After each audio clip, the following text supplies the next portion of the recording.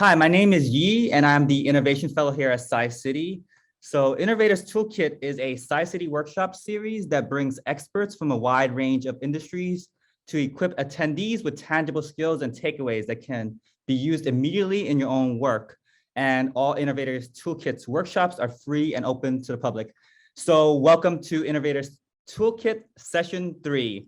Say what you mean and mean what you say, or they will. Communications and Branding 101 with Rochelle Goodwin. And there'll be a Q&A at the end of the workshop, so hold your questions or leave them at the chat and I can read them out. First, let's start off with the land acknowledgement.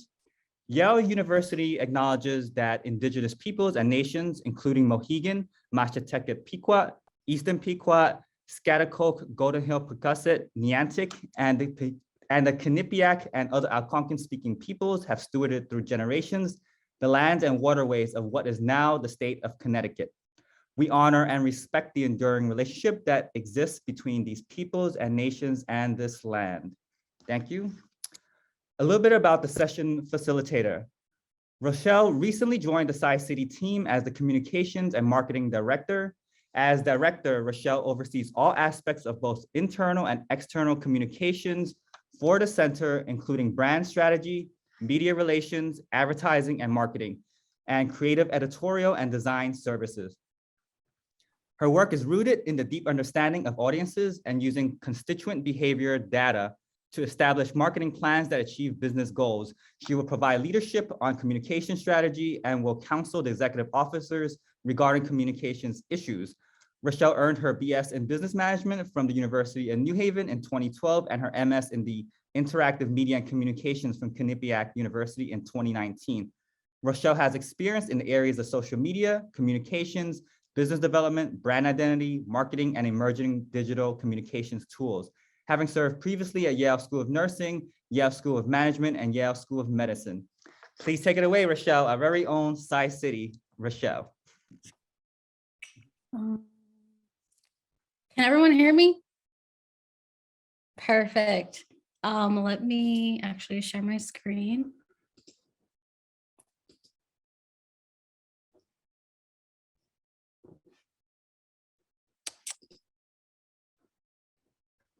And can I get a thumbs up that you can see my screen? Perfect. First I want to say thank you, Yi, for the warm introduction. Again, my name is Rochelle Goodwin, and I am the Comms and Marketing Director at SciCity. I am one of the newest members of the team. I joined about 3 months ago, and as the director, my plate is pretty full with overseeing both internal and external communications for the center. And as you mentioned, my experiences are in brand strategy, social media, marketing, and comms. But as my professional brand grows, I am starting to focus on niching down. And that's something that we'll talk about a little bit later.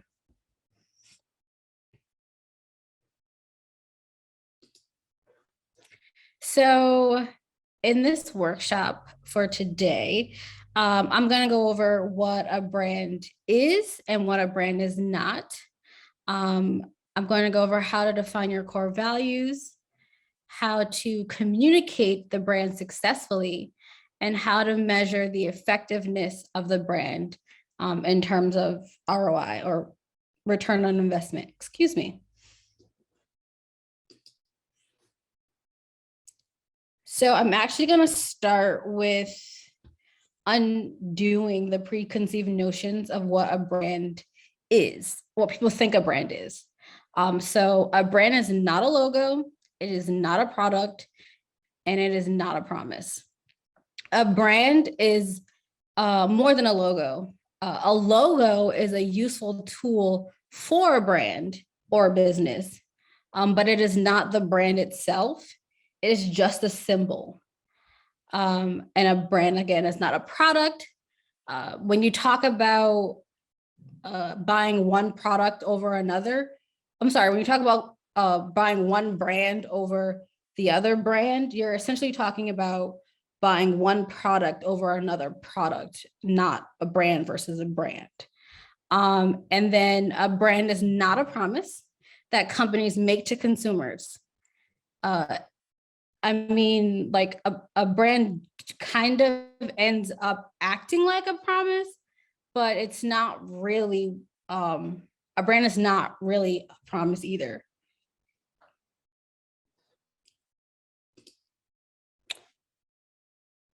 So in terms of branding, it's something that people, again, misunderstand today. As I said before, a brand is more than a logo. As I said, the logo is a symbol for the brand, but a brand is essentially a result or a reputation. A brand is a person's gut feeling about a product, service, or organization. And this definition of a brand was put together or crafted by a branding guru whom I love. His name is Mark Numer. A brand is something that ends up in a person's head or in their heart. Like they take whatever product or service that you throw at them, and then they make something out of it. So they are making it and they are creating it. Mark Numer refers to it as a gut feeling because, as I've learned, we do not make our purchases in a logical way, even though we think we do. We mostly use intuition. Our emotions can come into play. We try to be logical when buying things, but it's really a gut feeling when we end up purchasing a product, service, or a service.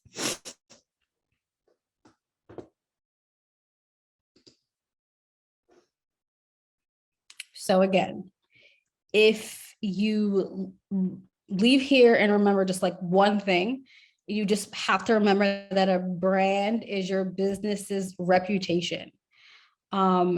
Remember, a brand is what happens in people's heads when they come in contact with you or your product or your service or your business. You have to ask yourself, what reputation has the brand achieved?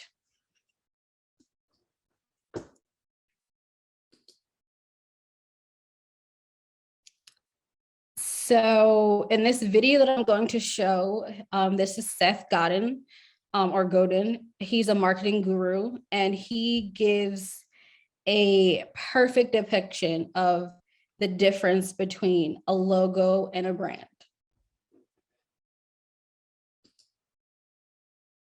Like this. So let's talk about the difference between a logo and a brand, right? Because companies spend way too much time on their logo. Just like people on YouTube spend way too much time on their hair. I'm told they spend way too much time on their hair. If Nike opened a hotel, I think we would be able to guess pretty accurately what it would be like. If Hyatt came out with sneakers, we'd have no clue. Because Hyatt doesn't have a brand. They have a logo. If I swapped the signs on a hotel at that price point, you couldn't tell. If you were to Marriott, if you were to Hilton, if you were to Hyatt, the hallway, the room, I don't know, where am I? No brand. Right. Like this. So let's have. So like Seth had mentioned, so what it means to have a brand is that people have an expectation, or as Mark refers to it, a gut feeling.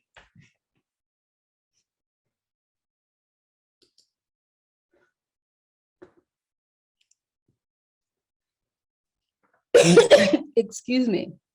So now that we kind of have a true understanding of what a brand is, let's move on to talk about defining the core values of said brand. For small business owners, freelancers, entrepreneurs, solopreneurs, value or core values play an important role in the definition of the brand.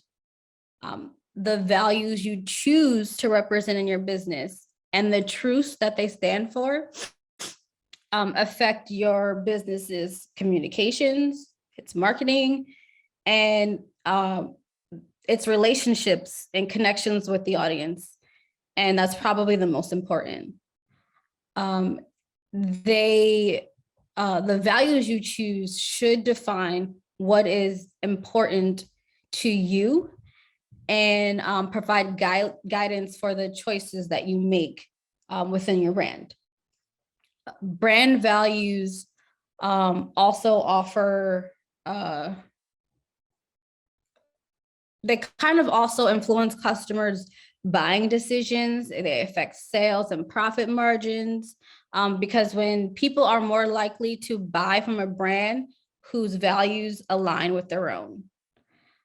Now, some businesses approach defining their core values by like just throwing some buzzwords together and checking it off their business to-do list. But they don't do any internal or external research. These businesses can usually kind of list down what their values are, like on a PowerPoint slide or on their website or in a meeting, but they're usually very meaningless and hollow. Like I said, they're usually just buzzwords and they're not actually attributes that the company or the person actually lives by. Now, the successful brands, on the other hand, carefully select their values and then infuse them into every aspect of the company. That is the team, the messaging, the sales, the marketing services, and the offerings. Now, these businesses will use their core values as the standards of behavior that keep the organization going forward and actually allows the business to grow. And if you are a freelancer or solopreneur, you're making a statement about what you want to be known for and how you want people to feel about you.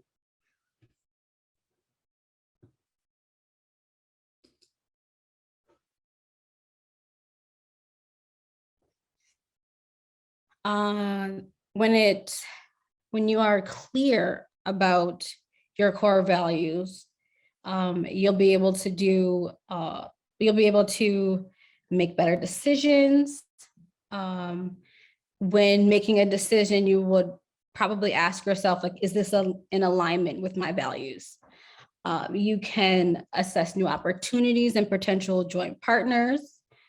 You can gain credibility as a leader.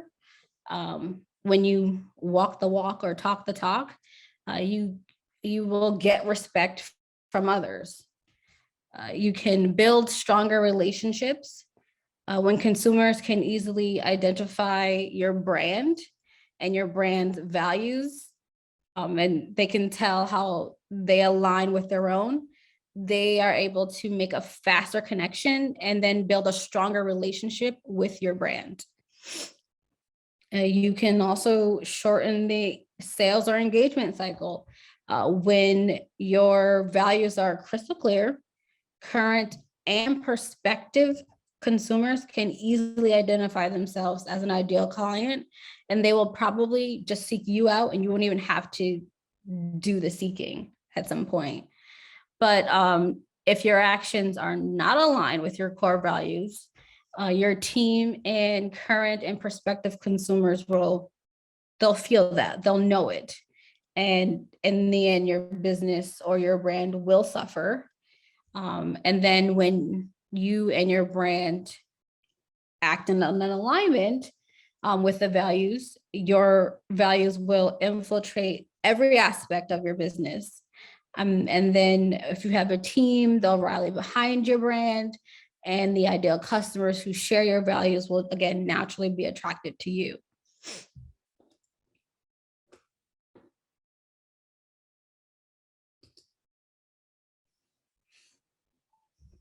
Now, let me say this, and let me say this very, very clearly.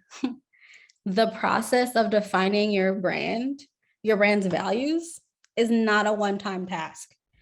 It's actually an exercise that needs to be revisited over and over again to ensure your values remain aligned to what your business and or if you are your business, you represent. As you grow or your business grows, sometimes your values or your brand values may change, and they probably should change because that shows growth and maturity.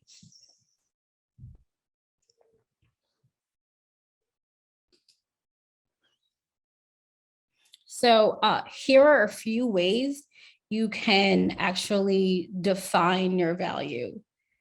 You can, the first one is kind of dark. The first exercise is kind of dark, but just hear me out. It's called the eulogy.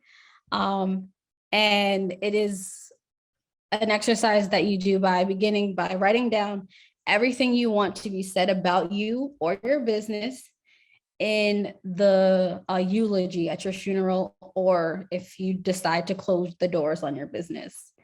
When you're done, you look for repeating patterns or central themes. And then the values that you see that show up consistently should be used as a guide to determine what your top core values are.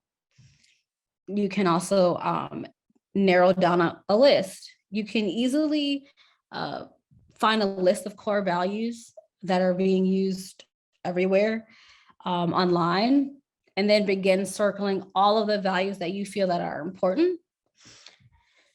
And then after you get the list, you can, and the first step would be to circle all of the things that you find important. And then you narrow that down to 10. And then from that 10, you narrow it down again to 5. If you can narrow it down to 3, that's amazing. But 5 is a good number as well. You can,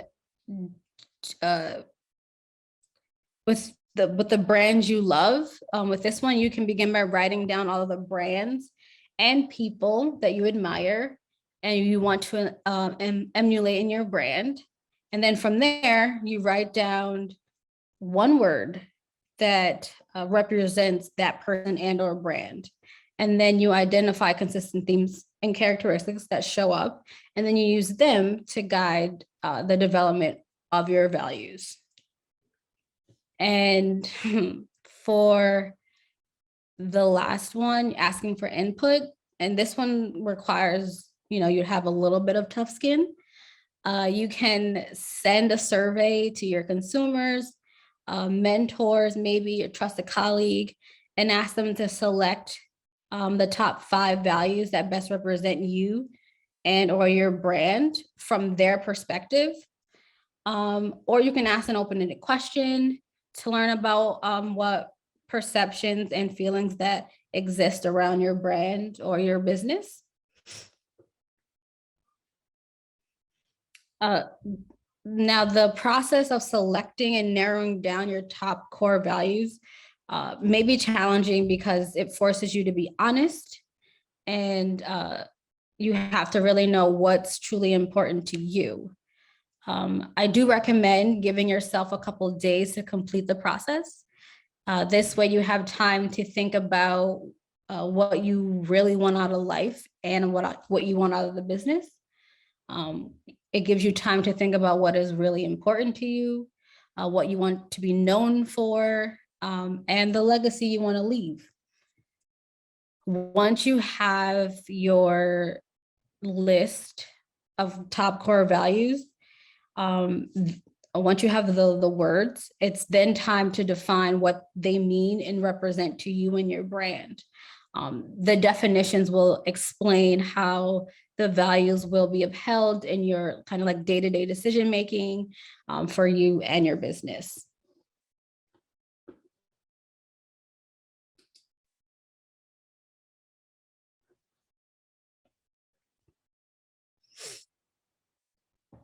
as we were talking, as we just were talking about defining core values, I also want to speak briefly about niching. And niching is something that I had mentioned in the beginning, that I am also doing currently. A niche is a specialized segment of the market for a particular kind of product, service, or organization. Having a niche is important because if you try to cater to everyone, your overall marketing and messaging won't speak to anyone. You'll find yourself thinking that, like you might find yourself thinking that success comes from offering like a range of services and products and just throwing everything at the kitchen sink. But after all, if you choose just one thing, you will get enough customers. While this way of thinking may make sense on the surface, it really translates into business success and profitability. When you think of having to cater to a million different ranges of services and people and products.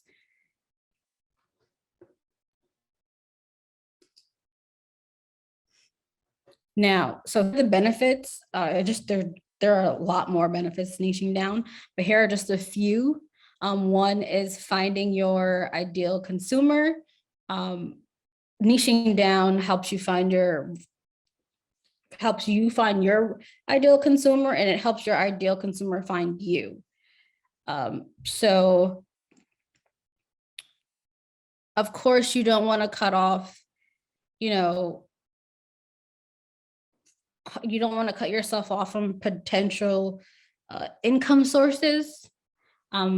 However, if you are just chasing all the customers without first identifying who you truly want to work with, then you can easily end up catering again to a bunch of people and you don't even like doing what you do anymore. If you take the time to just identify your ideal consumer, and then you can market to that person. Knowing your ideal consumer helps you make it easy to identify what your niche market will be or is. Niching down can help you hone your skills to become an expert, which is my reason for kind of niching down. Consumers, particularly those who are willing to pay the most money, if money is,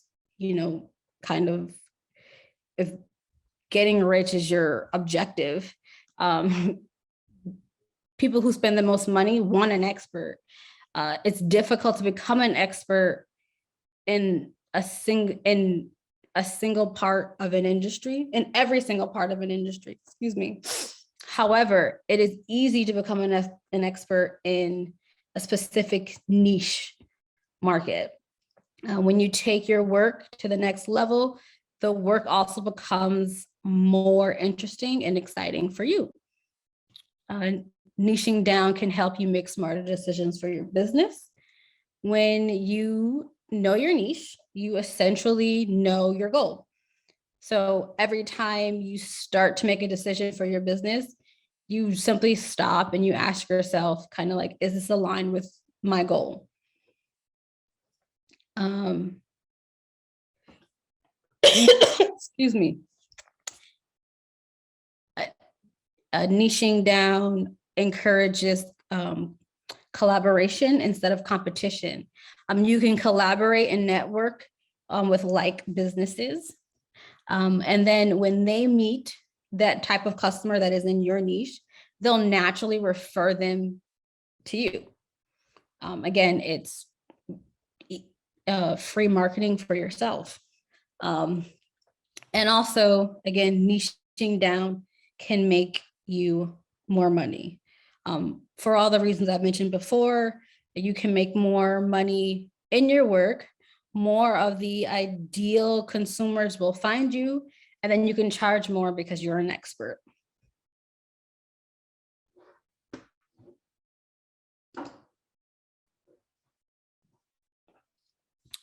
So communicating the brand successfully. As I stated previously, branding is your business's key branding your business is key to communicating your consumer to your consumer, what your products and services stand for. So how you communicate your brand to the masses can impact your effectiveness and determine if the customer recognizes your message or they may choose to ignore it. So here are a few ways you can communicate your brand. You can showcase your brand in the real world and online. We see this all the time. This means showing real customers or consumers wearing or using the products and services that you offer through photos, videos, on social media feeds, like using an influencer. And sometimes they have if you have a brick and mortar, the business will use the photos, videos, and social media feeds in the stores and like on displays and things like that. This gives the consumer an immediate answer, which they ask when like you pick up your product. They're like, what do I use this for? Like, I need to see someone use the product. So that is one way you can communicate your brand successfully. You can embrace the swag. Everybody loves swag. So you can put your efforts into creating eye-catching swag, showcasing your brand's colors, logos, things like that. You can offer self-service opportunities. Self-service provides a greater opportunity to engage consumers on their own terms, where they are more than likely to take advantage because they have the ability to do so when they want to do it. And when they are most open to hearing your message. You must have clear, broad branding guidelines. Having broad but clear guidelines can help your marketing team create on-brand assets or experience for in-store, if you have brick and mortar, like I said before, or online campaigns. You can also create a cohesive online and offline experiences. This can be done by keeping a cohesive communication online and in store, which enhances the user's brand experience.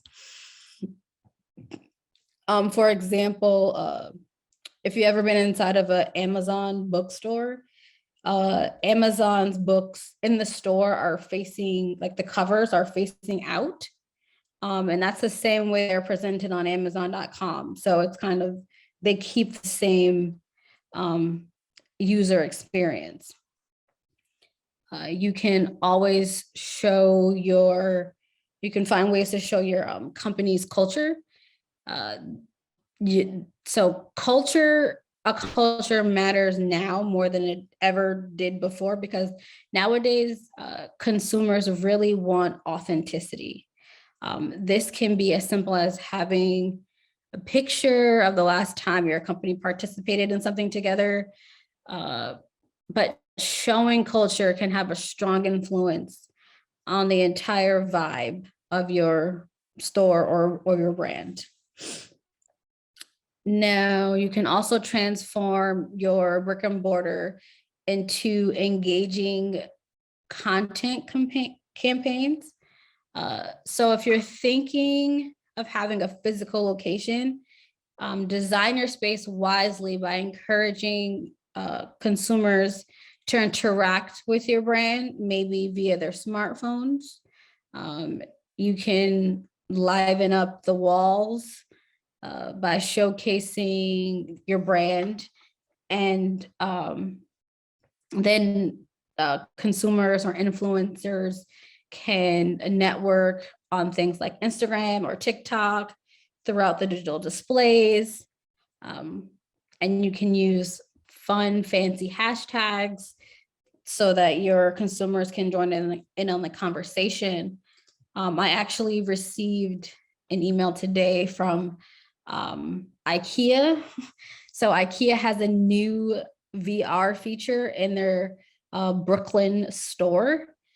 So they're featuring a virtual reality room where you can go in and design a room based on, whatever they have, I think, 3 categories of like what your inspiration can start off with, like as a baseline. And then you can literally change what you want in there with their products. So they are incorporating ways to continue to have their brand go through because you can do that online, but now you can actually do it in the store.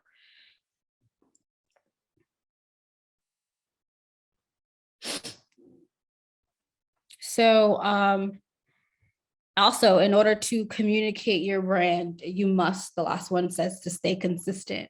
The user experience in the store or online needs to be brand focused at every corner. It should completely align with the colors, the logo, the feel, the vibe, and the customer or consumer interaction.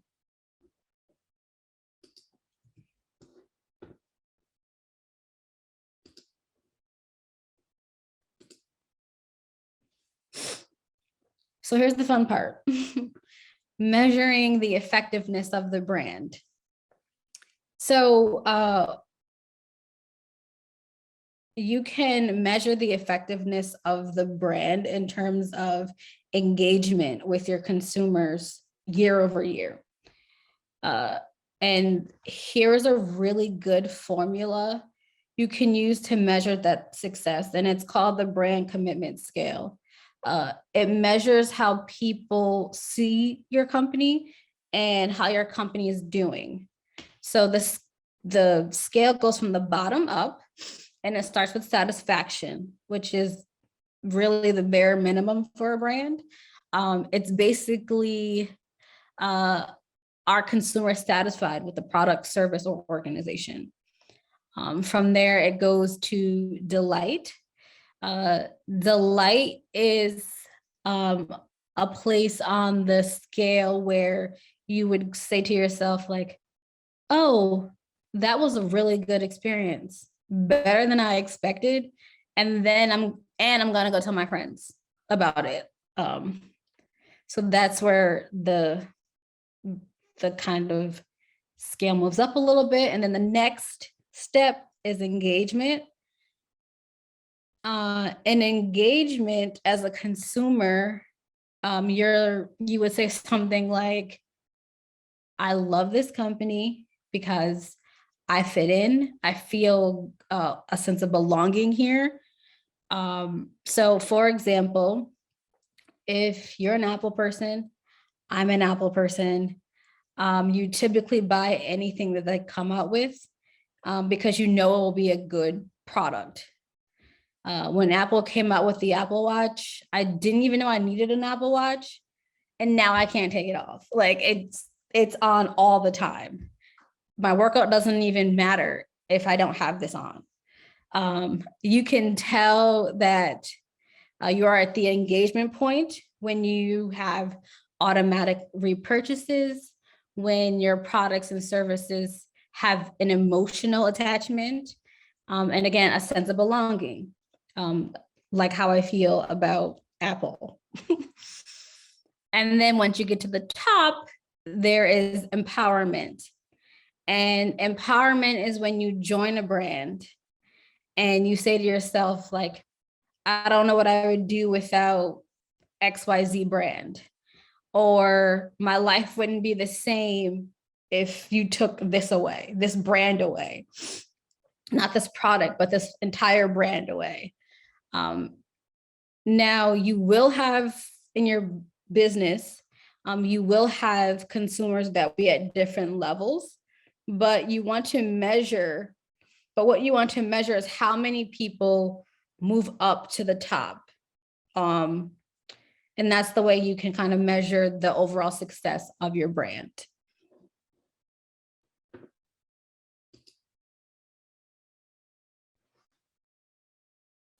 So going back to what a brand really is, which is a person's gut feeling about a product or service or organization. A brand is not what you say it is what they say it is. And once you understand that and then examine what that means, you're golden.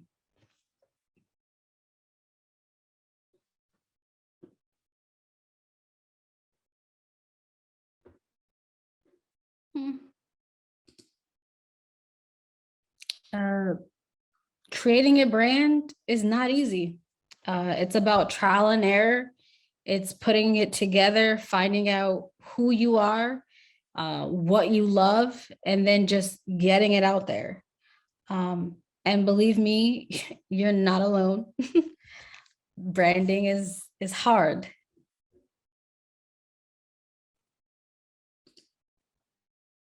And that's it. That's me. So if you have any questions after this, feel free to keep in touch. My email is my first name dot my last name at yale.edu. So thank you guys for your time. Thank you so much, Rochelle, and thank you for all of your help with rebranding and branding SciCity. We're always trying to approximate the best experience for students. And this is the Q&A portion. So we have a question we can start off with. So Eli, do you want me to read it off, or do you want to unmute yourself? I can make people unmute. Let me see. Yeah, or do you want to unmute to read off the question yourself? Yeah, I'm happy to jump in and give a little more context. Yeah, thank you so much for the presentation, Rochelle. I think this is all very applicable for us as an ag tech startup, figuring out our values and our niche in the broad world of ranching. But it just struck me that as you go through that process of defining which values like feel most authentic to you, and then like trying to match that to a niche of customers, it seems like there could be a disconnect where the niche of customers that you identify that most closely resonates with your values isn't necessarily what's best for your business financially or best for your business in terms of the impact you're trying to make. So have you ever kind of experienced that tension, or what would you recommend to do about something like that? So for the most part, when it comes to a person who is like the owner of a company or the owner of a brand, that person would be making a product for the people that they want to make it for. So if there hasn't been a time where like or not me personally, but the head of the company's or the founder of the company's core values don't align with what the product ends up being. It could be you could be making, you start off your business wanting to make masks for people. So those masks can, one of your core values is probably, in this day and age, it's probably health or wanting to keep people safe. That is something that is important to you. So you wouldn't want to make a product that you are not aligned with. I hope that helps. Yeah, that makes sense. That's probably true in our case as well, honestly. And we have a question from Zoe. Thank you, Yi. Hi, Rochelle. Hi, Zoe. So you talk a little bit about solopreneurs. Can you talk about the role a solopreneur's personal brand might have on the business's brand? Sure. So usually, if you are a solopreneur,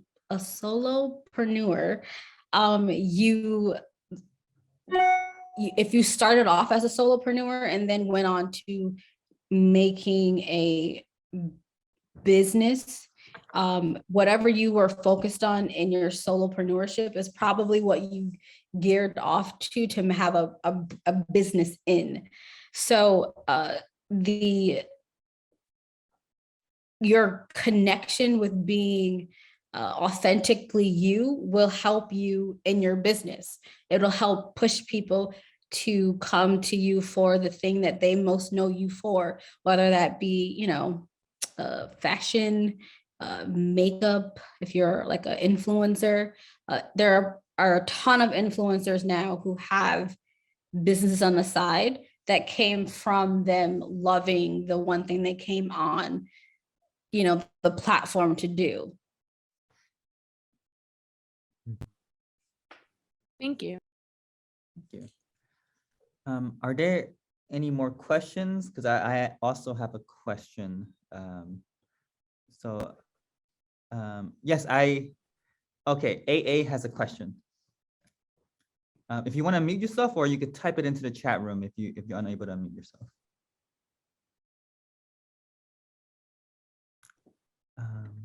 Are you able to unmute yourself, AA? Well, we'll come back to you. So Crystal has a question, and then we'll come back to you. Thank you. Hi, Rochelle. Thank you so much Hi, for that. It was so good. Like, I've been looking forward to this talk for a while. I just recently started getting into like personal branding. So I'm the owner of Crystal Clear Innovation, which is a virtual e-learning company that I started to help students get into, non-traditional students get into competitive programs, and also help them achieve academic success while they're in school. And I've helped, like a couple of hundred students, and it's just been like really good. But I can see how my focus is starting to shift as I evolve as a person. And you kind of touched on this as well. So I still want to keep my core values of education, inspiring, and leading. I mean, that's what it has on my website. That's my like my company's motto. But I want to make it to where I can really speak from the truth of who I am and serve people from that space, because I love education, but I also just want to help, people who may not necessarily be in school. You know what I mean? So I don't know, like, how have you dealt with the brand shifting in your own experience? So shifting your brand is hard, especially when people kind of know you for a particular thing or service, but you will definitely need to, you might have to position yourself in a way that you separate the two for a second, just so that the personal brand can get off the ground, and then merge the two again when, the time is right, or when you have the following that you need. I'm pretty sure when you tell your story, you're going to mention your other venture or your other service. People will see your authenticity, and then probably, they might not need your service them personally, but they'll probably send your service to someone else to say, hey, I follow this person. She's really, really great. She's super authentic. I feel like she's like my sister or my friend online. And it will end up making you and your other venture grow even more. And it's okay to have, to add a core value to your other brand if the two align. Okay. Yeah, this is very helpful. I guess because, like you said, it's like making that shift. I realized that, being known as an academic success coach, but wanting to go into more success coaching for the general, like not general population, but you know what I mean, like not just students. Not just so yet. I'm just, yeah, not just yet. So yeah, this is very helpful. Thank you. You're welcome. So there's a question coming in from AA. And their question is, any tips for building a personal brand and becoming the face of the brand if you've traditionally been behind the scenes in the past? That's a tricky one. Yeah, so you kind of actually, I was gonna say that you kind of did it backwards, but that is not true. There are a ton of people who are, shy and don't want to be the face of a brand or the face of a business, but they are the CEO or the founder of this particular business.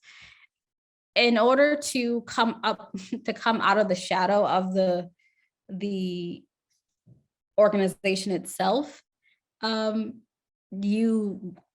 first tip would be to be one, authentically you, and two, you would need to be confident in who you are as a person and how it relates to the brand.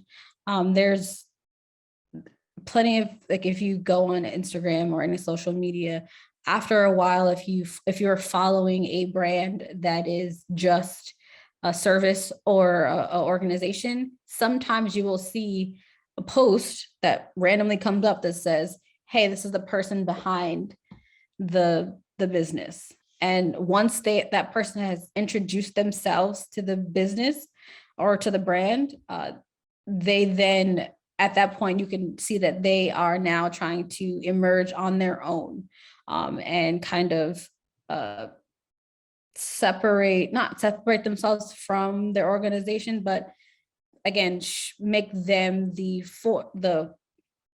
face of the organization, and then their core values will still be the core values of the company, because if you built the company, again, your core values probably the same. So it'll give your brand a more authentic feel, because people don't know who this person is putting out this content or this product. And then they can have a kind of a sense of belonging, a emotional attachment to a product or, a service, which all is good things for the brand.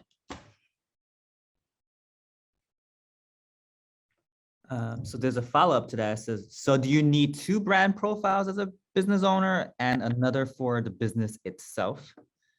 You do not. You do not need to have 2, but it's not there's no golden rule that you have to have 1.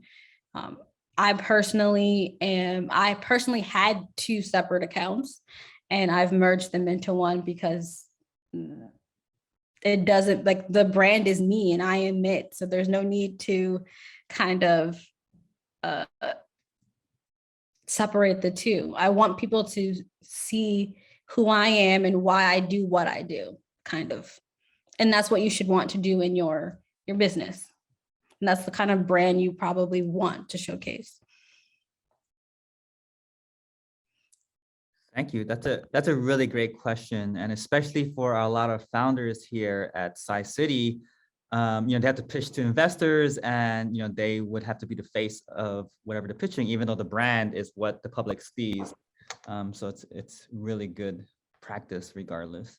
Are there any more questions? I have a question. So I'm going to ask away. Oh, there's another question. So how do you detach and make the personal brand a product and able to separate yourself? Can you repeat the question? So how do you detach and make the personal brand a product and able to separate yourself? So for the question, are you currently attached?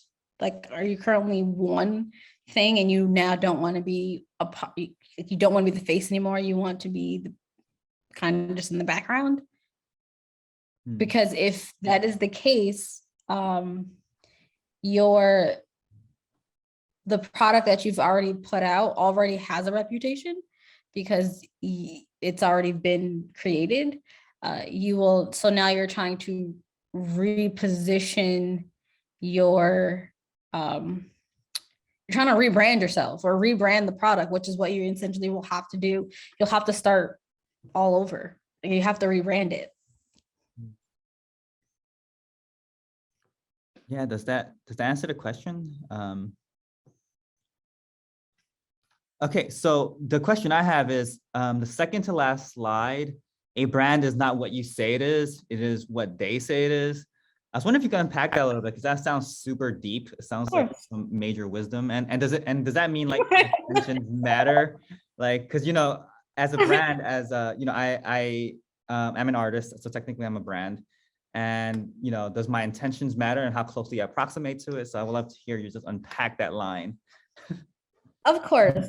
So when people say what you mean and mean what you say, they're telling you to kind of, whatever walk you're walking, you have to talk that talk. Like you one goes with the other. So say what you mean or mean what you say, or they will, is essentially saying that if your brand is not clear and your reputation is not kind of easily recognizable, people will make assumptions.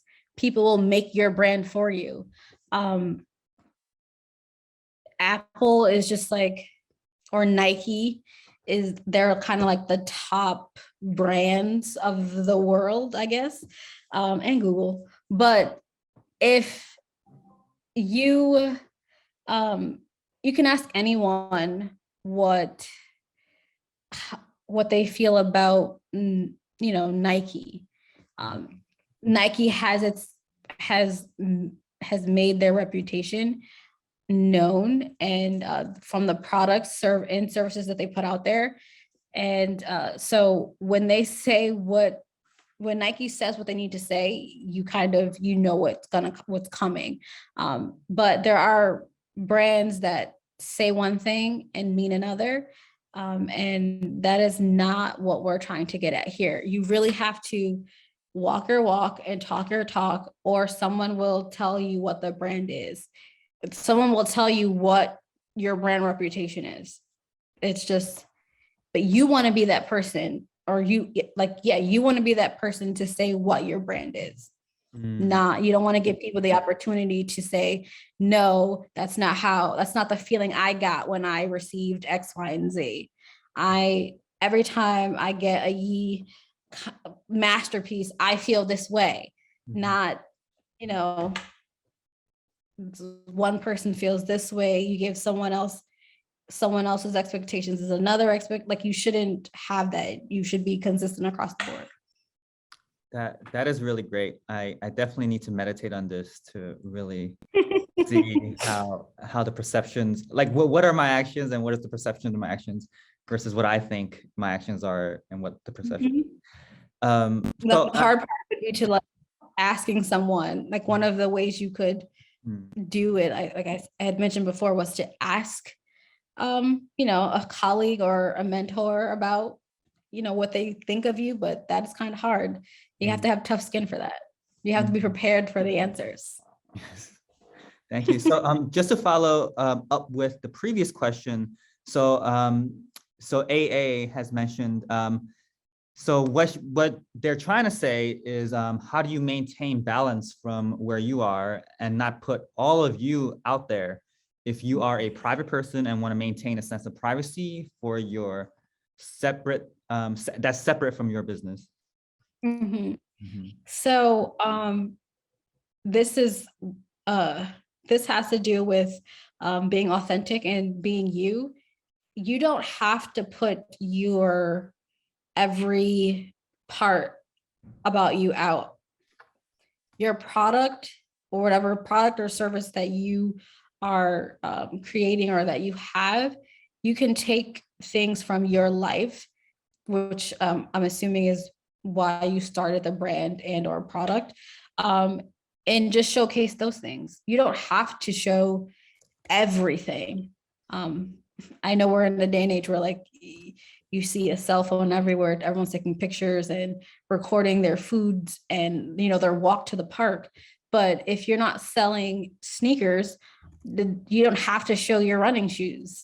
Like, you can just show, you know, if you're walking with your dog and you have a dog grooming business, you can just show your life with your dog.